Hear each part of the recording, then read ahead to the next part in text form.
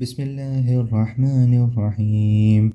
يا أيها النبي لما تحرم ما أحل الله لك تبتغي مرضات أزواجك والله غفور رحيم.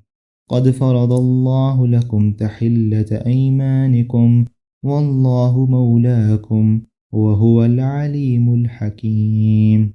وإذ أسر النبي إلى بعض أزواجه حديثا فلما نبأت به وأظهره الله عليه عرف بعضه وأعرض عن بعض.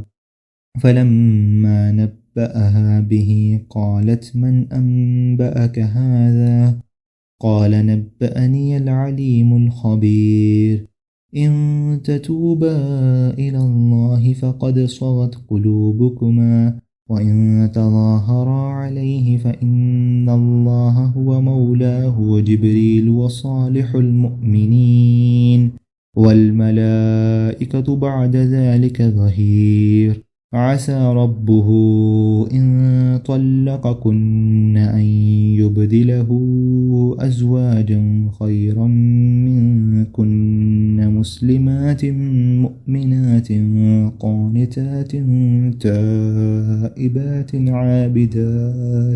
تائبات عابدات سائحات ثيبات وابكارا.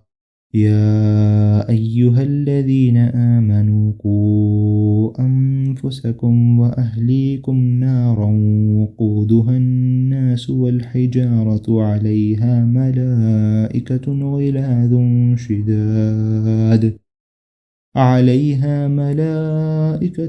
غلاظ شداد لا يعصون الله ما أمرهم ويفعلون ما يؤمرون. يا أيها الذين كفروا لا تعتذروا اليوم إنما تجزون ما كنتم تعملون. يا أيها الذين آمنوا توبوا إلى الله توبة نصوحا عسى ربكم أن يكفر عنكم سيئاتكم ويدخلكم جنات تجري من تحتها الأنهار يوم لا يخزي الله النبي والذين آمنوا معه نورهم يسعى بين أيديهم وبأيمانهم يقولون ربنا أتمم لنا نورنا واغفر لنا إنك على كل شيء قدير. يا أيها النبي جاهد الكفار والمنافقين واغلظ عليهم ومأواهم جهنم وبئس المصير. ضرب الله مثلا للذين كفروا امرأة نوح وامرأة لوط كانتا تحت عبدين من عبادنا صالحين فخانتاهما فلم يغنيا عنهما من الله شيئا وقيل ادخلا النار مع الداخلين. وضرب الله مثلا للذين آمنوا امرأة فرعون إذ قالت رب ابن لي عندك بيتا في الجنة ونجني من فرعون وعمله ونجني من القوم الظالمين.